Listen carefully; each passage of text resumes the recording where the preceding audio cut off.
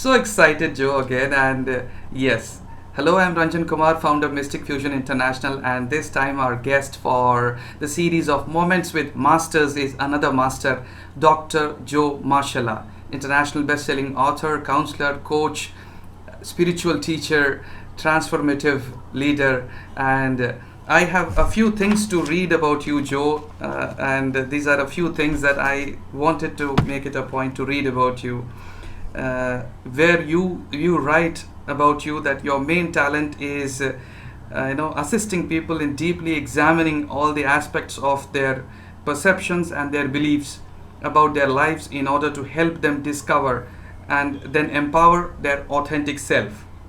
But here are two great leaders, and I would want to read their words about you. Dr. Wayne Dyer, and he says in his own words about your course, Sixfold Path, said, if there is one course to take, it's a sixfold path. So I'm sure we are going to discuss a little about that too. And one more great American spiritual teacher, Baba Ramdas, the great teacher, he says, Joe creates such a safe place for us-ness that anyone can contemplate and reconsider their relationship to reality fresh and new. He's such a blessing. I know what a blessing you are. And but before we go into that, this is one great moment that I'm sharing with you, where I want to read about what you write about yourself. And here are a few words that I got where you speak about, I'm living my life for what I want to see in this world. I'm giving my life for all that's right in this world, extending my life for all who need in the world, expressing my rights as a sovereign being in the world, and I'm helping everyone and everything, cause there's nothing else for me that has meaning. And this is so much, Joe. And I know having one near death experience or death experience is so powerful that it can transform lives. I had one such in my own life. Yeah. And I'm talking to someone who had multiple such experiences. The first thing I'm very curious to know, Joe, what happened and what changed? Well, first, thank you so much for such a beautiful introduction. Yeah, I guess when I hear it, someone else say it, it's like, wow, I've had a pretty busy life, And I'm just so grateful that my life's work is assisting so many in their life's work. I never say that my life's work is your life's work, but I attempt to provide a lot of tools so that you can find what your life's work is, right? What happened? Wow. I don't talk too much about my death experiences. The reason being is multifold, but firstly, just because I can't guarantee that what I experienced is what you're going to experience. Yeah? And I'm pretty sure, because I've had 7 of them now, and 4 of which I would consider near-death experiences, and then 3 of which were actual death, one of which was almost 12 hours. And that's a long time to be out of your body. And what I mostly share about is when getting back in this vessel, this vehicle, this body, there was a window open for a period of time, months, where I could go in and out at will. And I got so good at it that I could begin to stop at what I called the touch points where we begin to interface with this perception of reality. And so I could turn on perceptual reality and then back away, and then turn on a little more, and then back away and back, and turn on a little more. And I could watch where the mind started to interfere, if you will, or attempt to create an interpretation of what was being experienced. And so for myself, this led me to then really beginning to try and understand the neurology and neuroscience of the mind and how it works and how it perceives, which then led me to discovering and spending 30 years researching the development of one's personality, how we get a personality, what is the sequence of neurological events that occurs that creates who you are. right? Or who you present yourself to be, or who one presents himself to be. And so in so doing that, I then began to learn how to reverse engineer one's personality, so that we learn all of the influences. We can actually find all of the influences that have created the value system and the hierarchical system of traits, and how we begin to discern and make sense of this thing we call life. And we begin to then have an opportunity to understand that maybe some of the influences, maybe some of the conditions, maybe some of the unconscious choices that happen just as a result of the need to survive pain and avoid pain, how those events and those unconscious decisions are affecting your moment-to-moment perceptual reality. And so people ask me, what do you do for a living? And quite honestly, I'm a bio-software engineer, right? Because we have this biocomputer, and this biocomputer is really what's running it all, and or running the perception and interaction of it all. And that biocomputer runs on software. And just like an old computer, if we are not upgrading that software and maintaining the hardware, it's not going to run well. And so it's a constant process of upgrading. I don't believe in the concept of enlightenment, that like you reach a state. I believe it's actually a state of enlightening, that you are in a constant process of evolution and emerging. And it's a distinction that I'll use in language that might help, is that I make a big distinction between an established life and an emerging one. And an established life is one that is static, and it's got certain achievements, and that's the way it is, and that's the way it's always going to be, and I have no desire to be part of an established life. I am an emerging being who is constantly upgrading. Even Gandhi, the great Gandhi, one time there was the big decision that was happening, and people started getting violent, and he said, well, call off the march, we can't do it. And they said, but Gandhiji, you have to be consistent, with your message. And he goes, listen, my commitment is to truth. And my understanding of truth changes from moment to moment, and so too will my consistency. And that had a huge effect when I read that about his life and what he said, because the same is true with me, that I am constantly in an evolutionary state, constantly emerging fresh and new. And we'll talk later about my book, Repeatlessness, but it's about the law of repeatlessness, that there's no two moments, no two anything, that are ever exactly the same. Every moment is fresh and new. And so you ask, what did I learn from my death experience? My gosh, there's so many things. But these theories and ideas that I had about life were all confirmed and brought to fore, that I could not just kind of theorize about them anymore, but that they were the moment-to-moment reality, And the last thing I'll say in this part is that, that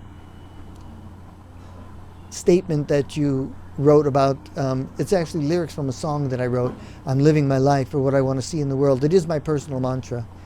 And when I was laying there, I'd been gone for 12 hours. I got back in my body.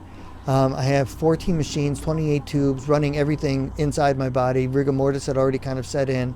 I spent 6.5 months almost in ICU as a result of trying to get back in my body. It was a very serious scene, and the doctors told me I would never get back to where it is I am today. And they said, we just don't have the technology. Your organs are shutting down, and we can't even get you out of this room. And I thanked them for their opinion. And then here we are. But there I'm lying there. I said, okay, I'm back.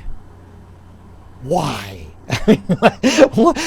None of my body works. It's just like all these machines are keeping me alive, breathing for me, beating my heart, doing my liver, my kidneys, food, everything. And it led me to begin to contemplate life and the function of a human life. Not the purpose, but the function. Because everything that's here, everything on the planet, there's no extra stuff, right? Everything that's here has a function. Every mineral serves something. Every insect, every bird, every molecule that is here is serving some other form of life here. And so what is the function of a human life? And the only thing that I could come up with that made sense to me was that for me, and I actually believe it's for everyone, but I'll speak for myself. And so for myself, the only thing that I could accept was that the function of being human is to uplift and nurture all life. That's why we're here. Not to accumulate wealth, not to accumulate status, but to be of service to this biosphere, to be of service to our fellow human beings, to all life on the planet. And so that is, if there's one thing that my death experience really drove home, that as long as I'm in a body, that's what I need to be doing. Great, Joe. Now, when you say the function of we as humans, what do you mean? Like, there are two schools of thought which I came to know a long time earlier. One is to focus more on your evolution, personal transformation, and that would be enough to bring more of that humanness, that humanity, that something that is ours. If each individual focuses on that, probably you are doing the best service to the life. The other is to focus on service on the outer side, onto the external world. So how, after these experiences, your perception about perceptions, your perception about personality, your perception about life changed in a way that you're trying, I see that you have a balance between, when you speak about presence, at the same time you speak about tools to help you evolve. Though when you talk about presence, I understand it as being available to the moment, being available in the moment. But if that's done, do we really need the help of tools and techniques and strategies and something to help us change from outside in? Do we require that, or being available to that moment would be enough to evolve from within? I would agree. I think absolutely that being just available in the moment is enough. And unfortunately, what I see in our societies and our cultures is that's not the measure that we've been conditioned to believe. And the measure that we've been conditioned to believe is important is our financial status, our wealth, our possessions, that is more important than anything. And that you're a success, if you have accumulated these certain things, whether it's status or possession. And I think you get to a point where you realize if you actually do achieve those, more often than not, that you can have the nicest car, the nicest house, the nicest boat, and what have you, and you're sitting in your house all by yourself. Like, what good is that? They bring you no joy per se. And so we hear those things, we hear those stories. And one thing that I think about a lot is that, there's this kind of duality that you're talking about, these two things.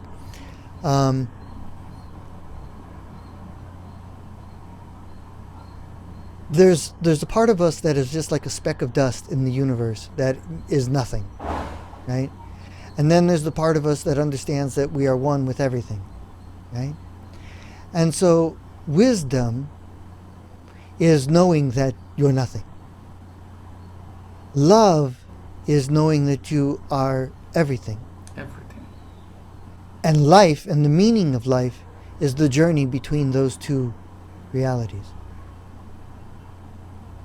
So wisdom is knowing that I'm just a speck of dust in the, think about this, from the beginning of time, okay? Whether it was the Big Bang, right? Or whether it was God waving his magic wand or whatever, but from the beginning of time to right now, and for right now, forevermore, there will never be another you. Right? You're it. The then only you ever. So what are you going to do with that you? exactly. You know? So that's where I am more curious to know what am I going to do about this me, which either never existed or will never exist, or always existed and will always exist in Yeah. some in one form or the other. Yeah. Then what am I doing with these tools and strategies and plans? I'm really grateful for this, Ranjan. Thank you. I should I'm be just most so grateful, grateful Joe. to be here with you. It's so awesome to be with you, Joe. And Hmm. we'll resume the conversation from where we were. So, I feel like you're yes. my dear old friend that I just met. Same here. I actually wanted to ask you about this feeling because there was one day when I just watched your video on YouTube and I said, I know this guy. Yeah. I know him very deeply, and I knew that I know we are going to be connected for a very long time, and as if we have been connected for a very long time.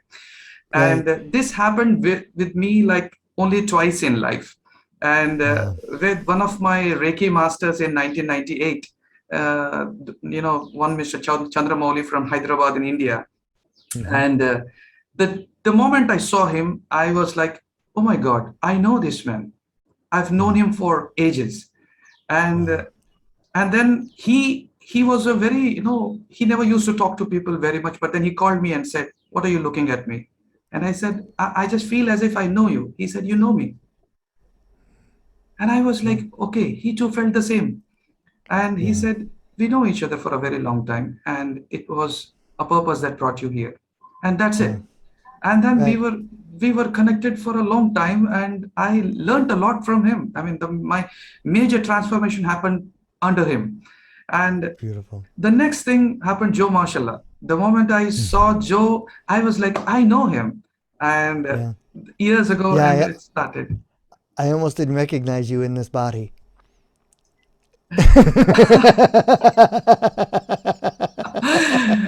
Why?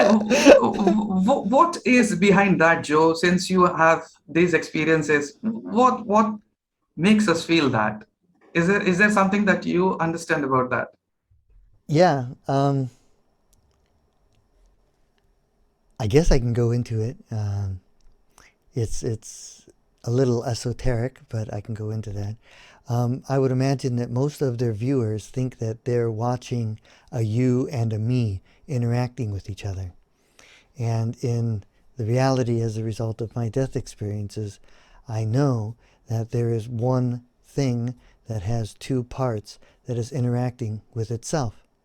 It's no different than the left hand learning about the right hand. Without the right hand, you wouldn't know how it feels, and you wouldn't know how the other one feels. And they're learning about each other through each other. And in the same way, the singularity is expressed in its multitudinal ways, whether it's through an insect or a person or what have you. And I explain all of this in great detail in my Dead Man Talking lecture, where I was able to traverse into different realms. And I explain in great detail what it is I experienced and how that singularity works, and exactly what past lives are. And it's all very, very different than what is out there. What is out there on death and dying, more often than not, is what I call near-death experience. And there's a part of the brain called the hippocampus.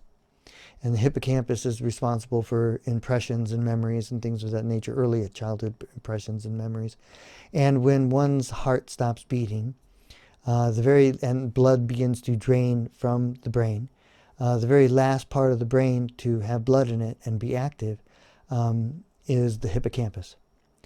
And so researchers have now, more than 600 times in 3 different laboratories, taken these little micro wires and they go in through the ear and they go into the hippocampus and they begin to stimulate with these little microvolt shocks the hippocampus. And right as they do that, a person sees a tunnel of light and their life flashing before their eyes.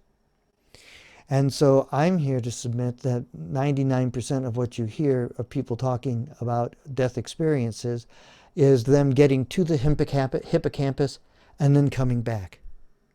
Now, I've been to that point 4 times in my experience, and I have been past that point 3 times. And so when we lose consciousness, when the brain is no longer involved with the perceptual reality, everything is dramatically different. And there I was given the opportunity to experience, not even subjectively, not even objectively, but to experience the gestalt of the oneness, and to see how it was divided into the what I call tubes of energy or light, that at the tip of each one of those tubes is your central nervous system as a receptor. And your central nervous system as a receptor is interacting with all of the other neurons and interactive receptors, and feeding into what in some belief systems are called the Akashic record, but the field of energy that is the whole mind of life in and of itself. We each have an individual mind and receptor, but that all feeds into a larger computer, if you will. And that larger computer, that larger field, is what some people call God, or the oneness, or the universe, or what have you. And so in answer to your question, tools are necessary in order to deconstruct the perceptual reality that keeps us from living in the moment-to-moment truth that I just expressed. So there's a whole series of perceptual realities that I think I'm talking to you, and you think you're listening to me, and all of that construct is from the human brain. And without the human brain, you don't have that construct. I mean, one of the things that was the beauty of my last death experience here just 4 years ago was that I was in a coma, and when I came out of a coma, I had amnesia. And if I had a pill that gave people amnesia, I would be the biggest dealer in the world, because it was magnificent. I mean, anything that ever bothered you from the past, any pain, any suffering, any trauma, all gone. And you see, and fear of the future all comes from, you have this data in the past, and you take that data and you project it into the future, and then you try and see anything that's resembling that past data that you have, so that you could avoid pain, or bring this closer to you or push that away. But it's all in relation to this histrionic, this history of data that you've accumulated over time. Well, when you have no past, you have no fear of the future. And so you're just left at the present moment, And none of us have been educated to be okay in the present moment. You're always supposed to be achieving something, always supposed to be doing something, always supposed to be making yourself better in some way. And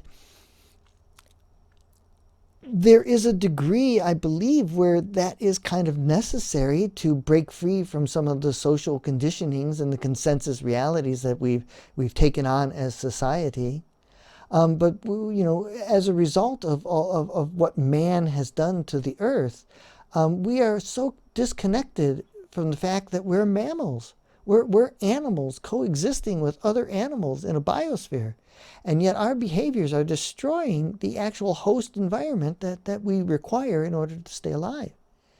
And that disconnect of our true humanity. One thing, Wayne and I were friends, Wayne Dyer. And I was so mad at him when he came out with that idea, are you a spiritual person having a human life, or are you a human person having a spiritual life? Yeah. And I said, you're both. It's not one or the other, but most people think that you're a human being, or, a human being having a spiritual life, as opposed to a spiritual being having a human life. So it took us, 20, 30 years of doing meditation and exercises and yoga to realize that we could be both. But, so it's all about trying to find some balance inside of that. And so the tools are necessary in that they're a guide to take you to the truth of your existence. But once you're in the truth of your existence, you no longer need the tools. They just hold you back. They become crutches. It's kind of like, a lot of people in the 60s and were doing a lot of LSD or mushrooms or peyote or things of that nature. And, in talking to Neem Karoli Baba, Maharaji, and he was given a bunch of LSD to see what would happen, and he took it willingly, and then finally he came out, and nothing happened, and they said, how did nothing happen? He says, listen, we've had these tools forever, we've been using plant medicines and things like that to expand our awareness forever. And he says, but the thing you have to realize is that they only show you a possibility. They give you an opportunity to visit heaven or visit a state of consciousness, but they in no way allow you to become it. You have to do the work to become it. And so I've had similar experiences with different types of, mind expanding, drugs where, and fortunately, I had an opportunity where I had participated in a 24-hour drum circle once, and playing drums. I studied tabla with Ustad Al-Raka and Ustad Zakir Hussain. I mean, they're my teachers. I'm in their Gharana, the Punjab Gharana. And so, so I've been drumming for most of my life. And I even write about it in my book, about how I experienced the past, present, and future as a result of my drumming. Anyway, long story short, I had been participated in a 24-hour drum circle where we played for 24 hours. Afterwards, there was a big prayer. It was at a rainbow gathering. And then for an hour of prayer, and then I went and someone offered me some mushrooms. And this is, 30, 40 years ago. And I took a lot of mushrooms and drank a lot of mushroom tea. And then what happened was I actually came down from the state that I had achieved drumming. It actually put an edge to it and took away the clarity. And even though I was, high on the mushrooms, I actually had come down from what I had already achieved. And this is where then I realized what Maharaji or Neem Karoli Baba was talking about, that I had that meditation, that focus, that mantra of playing the drums for that long, it catapulted me gradually into a state that I didn't even realize that I was in this profoundly expanded state, that when I took the other substance, it actually brought me down from the expansion. And I realized, okay, it's time to do the work. And so that's when I really, began doing a practice and doing my pujas and my mantra and really working on myself psychologically and working on myself with the food that I eat and working on myself spiritually and working on myself in every way that I could possibly find, and trying to gradually increase the betterment of all the aspects of my life. And so tools were absolutely necessary. Nowadays, the only thing I really kind of do is I willfully and gladly do a couple different mantras. I kind of in kirtan, kind of, like when I'm watering the yard or something, Shri Ram Jai Ram Jai Jai Ram, Shri Ram Jai Ram Jai Jai Ram, Shri Ram Jai Ram Jai Jai Ram, Shri Ram Jai Ram Jai Jai Ram. And I'll do that for a good 6 hours if I'm working in the yard, and that helps me to remember that I am caring for myself here. It's God, watering God, weeding God, touching God, caring for God, feeding God, breathing God, everything. And God is the grand organized design. That's what I'll call God. It's not some person sitting up in the clouds making a list and checking it twice. That's not my concept of it. So I share all these things hopefully to give the viewers some idea of the usefulness of the tools, but then the need to let them go at a point, to not be dependent on them like a drug. And that's why I shared the drug story, because you can lean on these tools as if they're, the end result. And they're not. They're just a vehicle to get you to the end result. But at some point, when you ride your bike to the mountain, you get off your bike and now you're on the mountain. You don't stay on your bike. No. So in the same way, these tools take you someplace. But then, please, don't get addicted to them. I was, for a very long time, I got addicted to them, Joe. Yeah. It was in 1997 that I had my NDE, and Mm-hmm. until that time, I never knew having read any spiritual books or any mantras or anything, not even knew about meditation or anything. But then Yeah. something happened, I knew it later as a Kundalini experience. And post that, I ran across people to understand what happened to me. And then I came across a book by Pandit Gopi Krishna on Mm. Kundalini, and I read and I understood, okay, this is what has happened with me. And Yeah. then I went through What certain, a relief. yeah, a big relief. And because this was for the first time, and now all that has happened to me happened after that. All my spiritual journey or understanding of how life functions actually Yeah. happened post that experience. And then I went into Kriya Yoga, Paramahamsa Yogananda's Kriya Yoga, and then Yeah. started all these things, and meditations and yoga and all these things. But then for years, I again started chasing that experience, Yeah. and I fell into that trap of recreating my past. And I wanted to taste it again. And then Yeah. somewhere once I read it from J. Krishnamurti's book, I know that, somebody about J. Krishnamurti, I think it was Osho, who said that, for a very long time, J. Krishnamurti also was in that trap, and he was trying to recreate that experience which he had. And but then it again kept on changing its forms. And then maybe I was thinking that I was balancing between my materialistic side and spiritual side, but then I was in a big circle, I was in a big trap. And then I unknowingly fell back into this trap of chasing achievements, that thing. And then it's just 2 years ago, all of a sudden I heard Sydney Banks. And then I understood, what am I doing? Yeah. Instead of understanding how life functions, I'm focused more on what it's projecting. So I'm Mm-hmm. working more on the projection than the projector.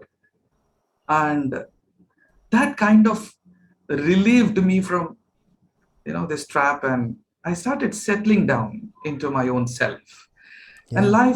life has been different. I cannot explain, you know it very well. I cannot explain that shift that has happened. But then I'm enjoying each moment of my life in the Ah. last 2 years. And Yeah. and now everything's like, okay, it's a movie, and there are all kinds of things that happen in a movie. Yeah. And well, I am part of that bigger movie, and I'm part of that creation. Mm. So I need not be stuck to that one character. I need not be stuck with one incident, Mm-hmm. because I am that pixel which makes the movie. So that kind of relieved me. But I'm really curious to know, how did your journey actually begin? Was it after your near-death experience, or was it before you started using these tools, and then you got a certain experience which helped you? How did it all start, Joe? Oh, wow. Yeah. Well, when the mothership dropped me off, no. Sorry, I try and be funny. I love that, Joe. um, when I really think about it, I actually kind of came with all of this awareness and understanding. I remember the times as a child, um, being in this here now state, being in this joyful kind of experience of life. And I couldn't quite understand why other people were so upset and so sad and so frustrated and so angry and so everything and so judgmental towards themselves. I did not, by any stretch of the imagination, grow up in as a peaceful child. I had a very abusive, alcoholic father. Um, and very what's the word? Tumultuous home and childhood. Uh, and I was severely abused in these things. And yet somehow inside all of that, which may have been why I was given the opportunity to have these altered states, because this world didn't make sense as a child in some ways. And so I lived in what I thought at the time was a virtual world, which was outside of all of these paradigms of judgment and self-acceptance and what have you. But I always found myself to be joyous and playful. And so it really kind of kicked in at age 13 when I was struck by a car on my bicycle, and I was thrown 100 feet or so. And most people who saw the accident thought I would be dead. And I actually stood up and walked away and had my first out-of-body experience. And when I had that out-of-body experience, I had no one to talk to about it. I had no they didn't talk about out-of-body stuff when I was a kid. In America, that was the devil's work, And I tried to talk to the priest. I was raised Catholic, And I tried to talk to my priest, and he was saying, "Oh, you need to be exercised. The devil tried to steal your soul." I was like, I don't think that was what happened. I just saw my body flying through the air, and I saw it laying on the ground, and I got back in, stood up, and that's what happened. There was no devil grabbing my soul kind of thing. But he was certain that was, well, it wasn't until I got to college, some 7 or 8 years later, that I developed a friendship with a fellow named Tom. And Tom introduced me to a book called The Tibetan Book of the Dead. And in there, I began to understand some of my experiences. And that's where I really began to begin to seek the knowledge. However,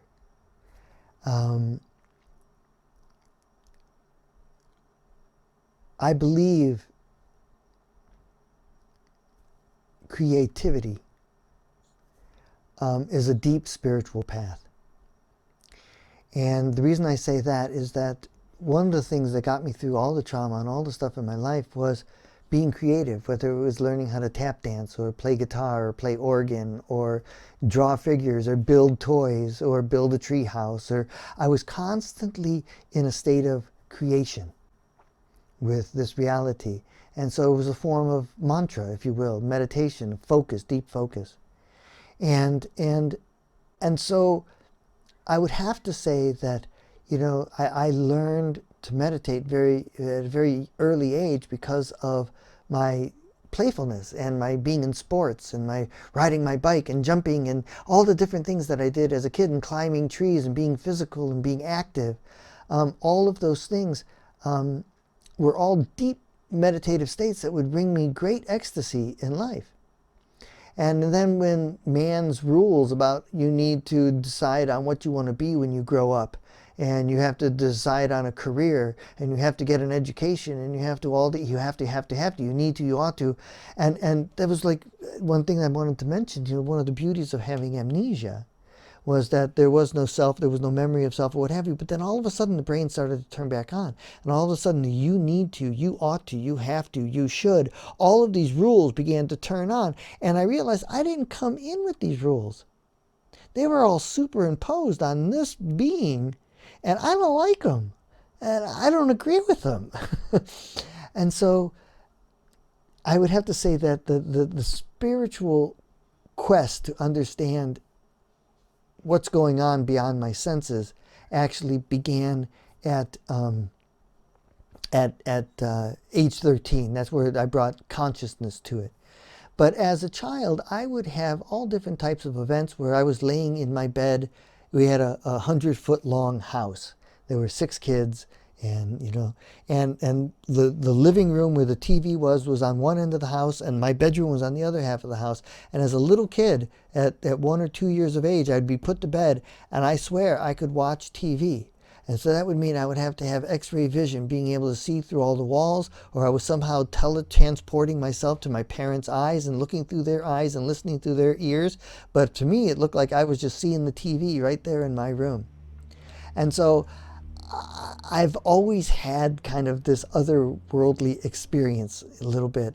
And the more people I talk to, they're like, God, yeah. And they begin to remember. It's like we put out that most of us have probably had these profound experiences. And Harvard University did a research project where they found that out of the 2,000 people they interviewed, 98% of them had had some type of out of body, unexplainable kind of spiritual experience. And out of that 98%, 85 of them never wanted to have it again because they had no reference to it, they had no way to communicate about it, they had no way to be with it where it was okay. It was something that was happening to them and felt out of control.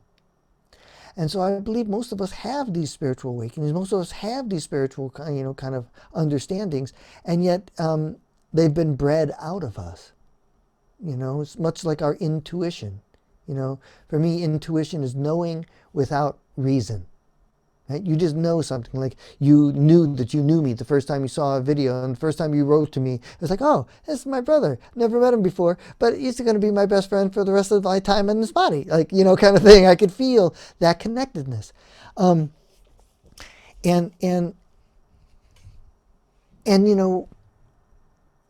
500 some years ago,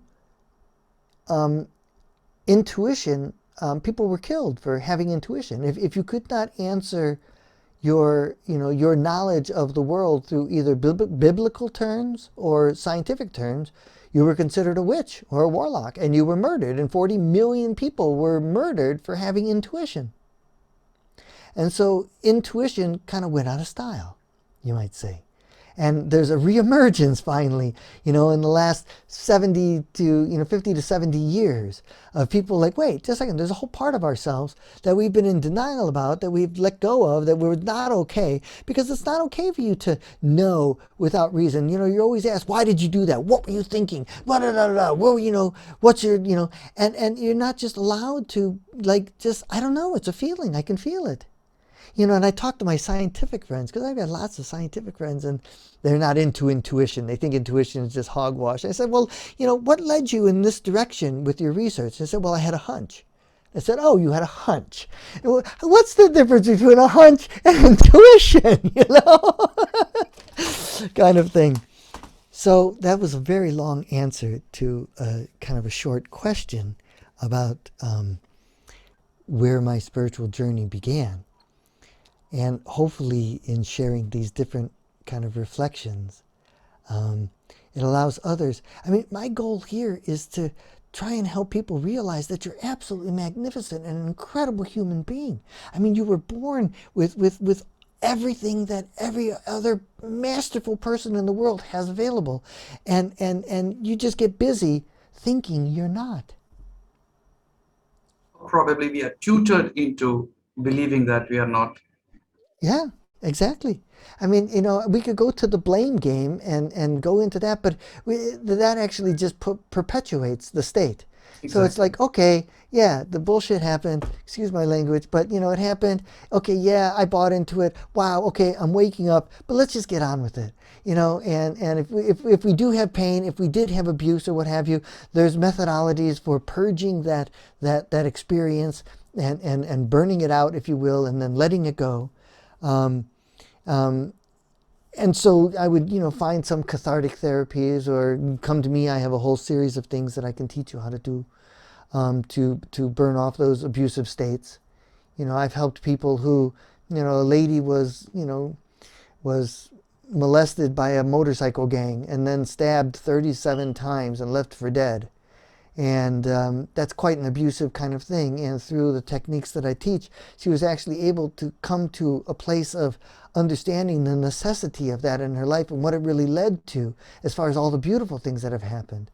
And so it didn't make it like she forgave these people for doing it, but she came to understand and came to a peace with why this trauma happened, which then it no longer controlled her life, no longer controlled her perceptual reality. And so there are tools in which, most people have had trauma. Most people have had something, so, it's part of the learning process.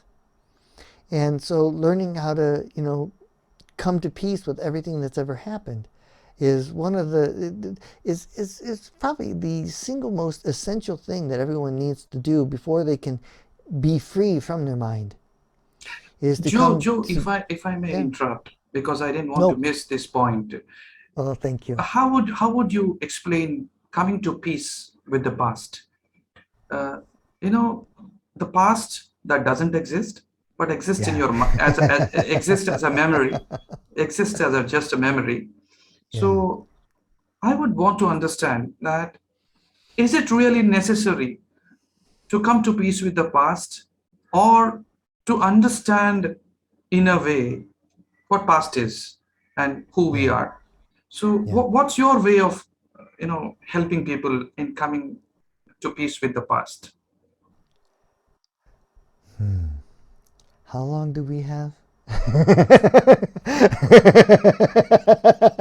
As long as you want. Okay, Okay. so Yeah. You said the key thing there was, that the past doesn't exist. I mean, the past isn't, that's one of the things that I live by, is that the past and the future are inevitable. The past and the future don't exist. They're imagined. The only thing that exists is right now, and the ever emergence of now, and the newness of that nowness.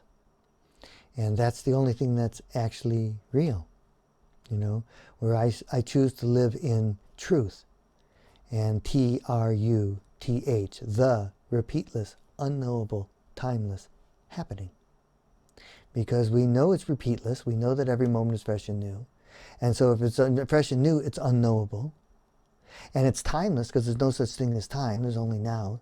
Time is just a measurement of the passing of now, but now is the only thing that actually exists. And it's happening. It certainly seems like something's happening, so the repeatless, unknowable, timeless happening is the truth. And how trauma from our past plays into that is that almost all of our neurological development, 95% of it, happens between the ages of 0 and 7 years of age. And we're finding evidence that it goes maybe up to 9 or 10. So that your entire neurology and how you're going to perceive and interact with the world, and your feeling state and all of your personality is developed in the first 7 years of life. Now, in that 7 years of life, most of us don't have the tools for dealing with trauma and pain. We don't know how to put it into perspective. We don't know how to work with it. And, when we have some type of trauma, the feeling aspect of the trauma is a chemical state that exists in the body. Every feeling you have is a series of chemicals in your body. I can inject you with any number of pharmaceuticals to make you feel happy, sad, enraged, depressed, what have you. So our feeling bodies are based on the biochemistry of our body. Now, how that plays into trauma is that when we have a traumatic state, we have a biochemical state that creates the feeling that's in our bodies.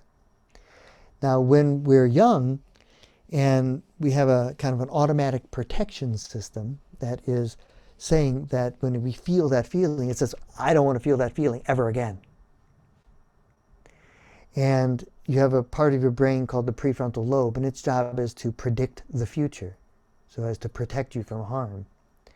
And when we made the transition from Cro-Magnon man to Homo sapien, we achieved a new brain part. We got a new brain part called the prefrontal lobe, and it was this tiny little grain of rice, and now it's like 1/3 of our brain. But up until that point, man was food. We were in the food chain. And as a result of being in the food chain, we were getting eaten. And then we got this prefrontal lobe. And the prefrontal lobe allowed us to begin, grog, see tiger, grog, run, right? And unfortunately, this brain part has continued to grow and to continue to grow and grow and grow. And at the same time, we as man have pushed all of our primordial adversaries out of our lives. I don't know too many people who are attempting to protect themselves from saber-toothed tigers. Yet, this brain part that was developed in order to help us to survive and preserve our species needed to justify its existence. So when it ran out of real-world adversaries, I propose that it began to create illusory adversaries. The devil, or for America it's the Russians, or the blacks, or the Jews, or the whatever, and we create these illusory adversaries so that this prefrontal lobe can protect us from something, and we live in this defensive state. Now, when we've had trauma, this prefrontal lobe wants to avoid this feeling of trauma inside your body ever again, and so it is constantly looking for anything that is going to be creating that feeling in your body. So until we learn how to neutralize the chemical state that is that state that your brain is attempting to avoid, it will be spending time trying to avoid that feeling state. So you have to remove the feeling state so that part of the brain no longer is automatically trying to avoid that chemical state. And therein lies the rub of who it is you are and how it is you're interacting with life, because most of our life is part of attempt to grab onto pleasure and avoid pain. And as a result, we live a life of avoidance. And a majority of our life is avoidance. And the whole reason we're trying to grasp pain or grasp pleasure and do alcohol or find the ecstatic state or all these things, all these achievements to try and avoid the very lonely, painful state of the traumas that we've experienced. And so that's kind of like the biochemical human nature of being in a body.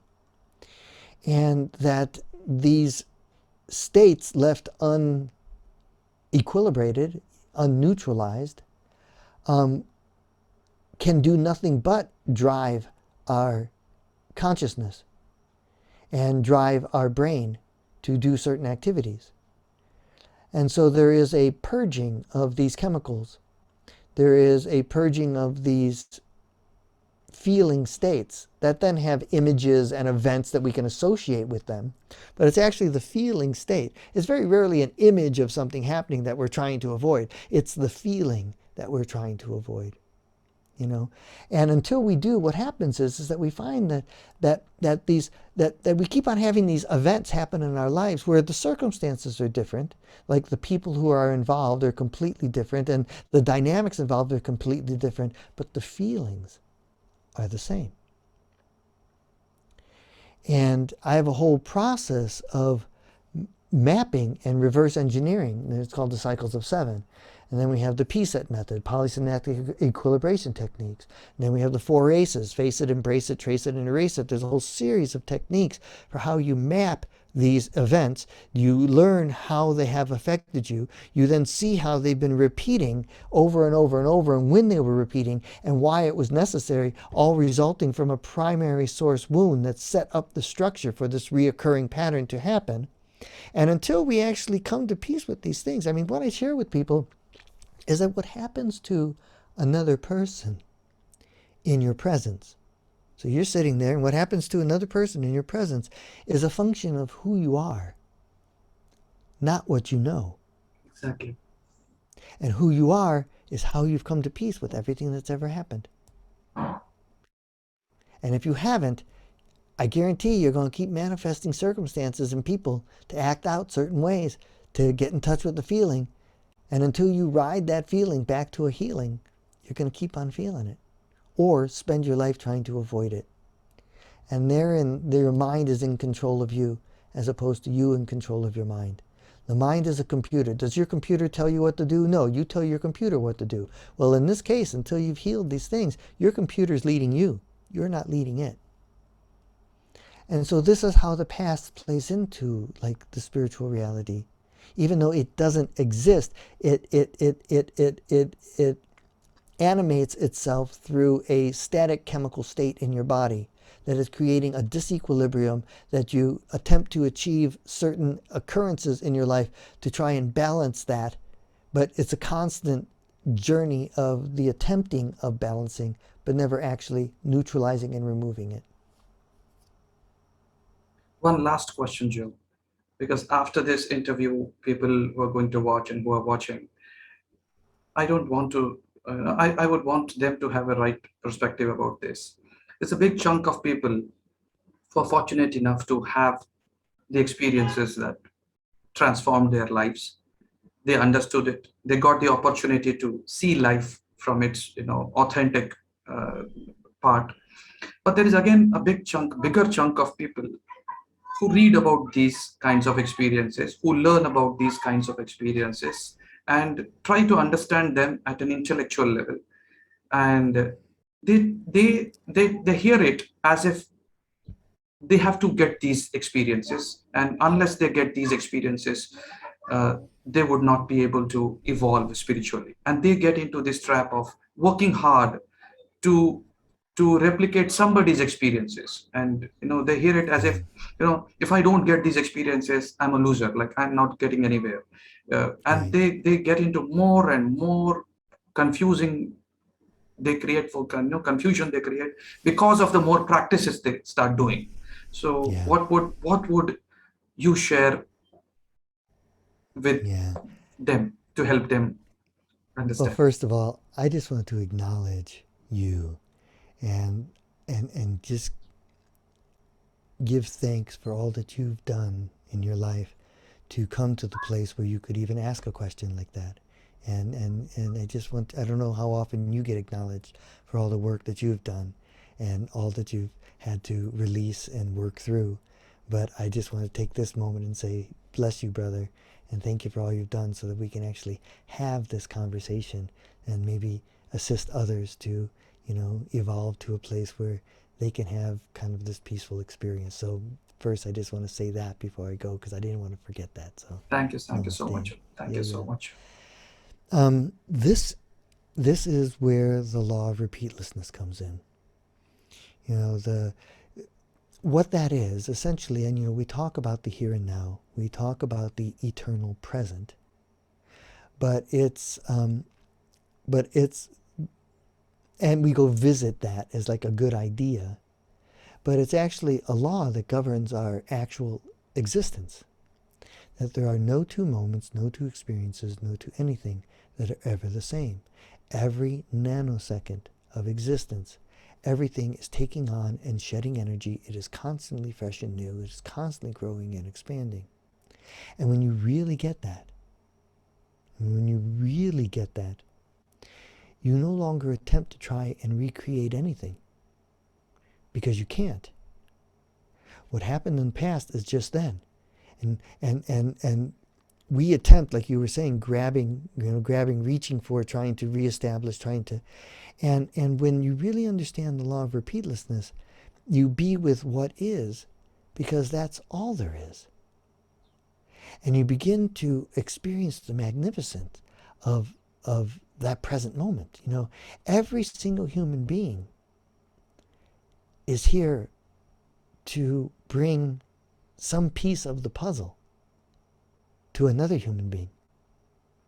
And, I've been given the great fortune to be able to share pieces of the puzzle that have led to 20 million people. I didn't set out to do that. I just started being true to myself, being true to in the present moment, not trying to be anybody else, but what I am. Like when we said earlier, from the moment of time to right now, from right now, there's never going to be another me. So what is that me gonna do? What is that me gonna mean? And I'm laying there in the hospital bed. Okay, the purpose or the function of my life is to uplift and nurture all life. And so I spend every moment, whether it's with the grocery clerk or the person delivering mail to my home or people online like this, I'm doing everything I can to try and make things the best they can be for everyone and everything. And that has led me to big political campaigns. That has led me to environmental campaigns. That has led me to saving old growth forests. It is a lot of different things. But the point in answering your question, to get off of me, is probably the worst possible thing you could try and do as a human being is to be like someone else. Because you're never going to do it. You can, and that's kind of the driving force in our entire perceptual reality. Everyone's trying to wear the same clothes or have the same car or the same hairdo or the same whatever. And this is the whole commercialism, the whole capitalistic world model is to, if you have this, then you're somebody. And, and it's this whole if-then reality. And that if I have this, then. And when we allow the if then reality to control our lives, we're completely out of control of our lives because our entire life is now dependent on all of these exterior circumstances for us to be okay. And so when we give away our power to the if then equation, um, we'll never find peace. We'll never find happiness. We'll never be satisfied because there will always be something more, something new, something better. And every single human being that we admire, you know, you meant Yogananda, you know, and Krishnamurti, and Gandhi, and Martin Luther King, or Mother Teresa, or any of these great souls that have been of service here on the planet, the reason we love them, or the reason we appreciate them, is they were truly themselves. Not one of them were being someone else, or emulating someone else. They were truly surrendered to the truth of who it was they were. And so I guess the biggest key is allowing yourself to accept that you're okay, that you have value, that it's not conditional. You're absolutely magnificent and beautiful just because you're alive, not because you've accomplished anything, you know? And it's a very basic kind of learning, but we've unlearned it somehow. You know, and I recently read this article on this tribe in Africa where when the mother thinks it's, or when a woman believes she's to have a child, she'll go spend whatever time is necessary under a tree, whether it's a day or weeks, until she hears the child's song. And she learns this child's song. And then she goes to the man who's going to be the father, and she teaches that song to the man. And as they are making love to make the baby, they sing the song. Then as the baby is growing, they're singing the song, and they're teaching the song to the whole community. And as the baby is born, the whole community is singing that baby's song. And throughout that child's life, if they get in trouble or they do something wrong, they don't punish it. They all just come surround the child and they sing that child's song to remind them of their essence and the beauty of who they are, not this choice that they made with their brain.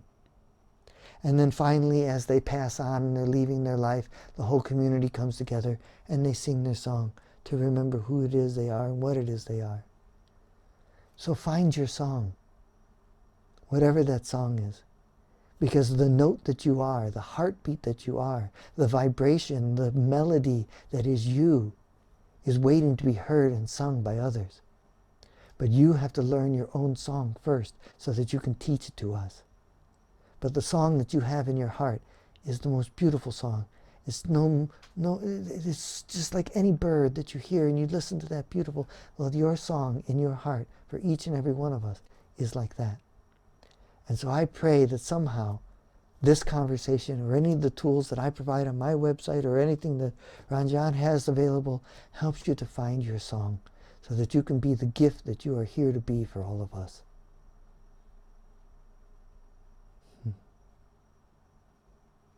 I'm blessed. I'm blessed to have a brother like you, Joe. Yeah. It was a truly authentic conversation I had. And thank you so much, Joe. Thank you so much Oh, my for these pleasure. precious moments. And it was in the last 2 years that I woke up to the fact that I cannot be somebody else. Yeah. And the only way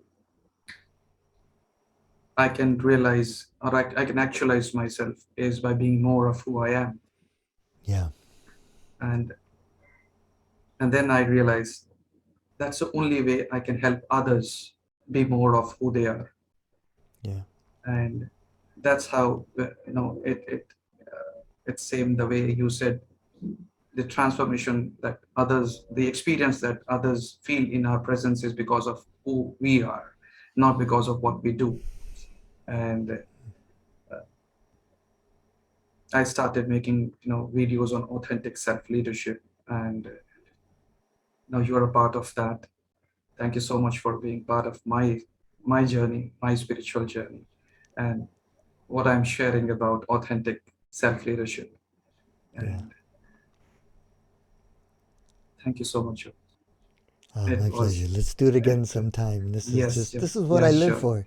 This Yes, is sure. why I live, is to have Uh, this type of satsang, this type of Yes, sure. communion, you know. So blessings to you, brother, and blessings to all of you watching. And let's get together sometime again, all of us. Love Yeah? you, Joe. Thank you so Okay, much. love you too. Aloha.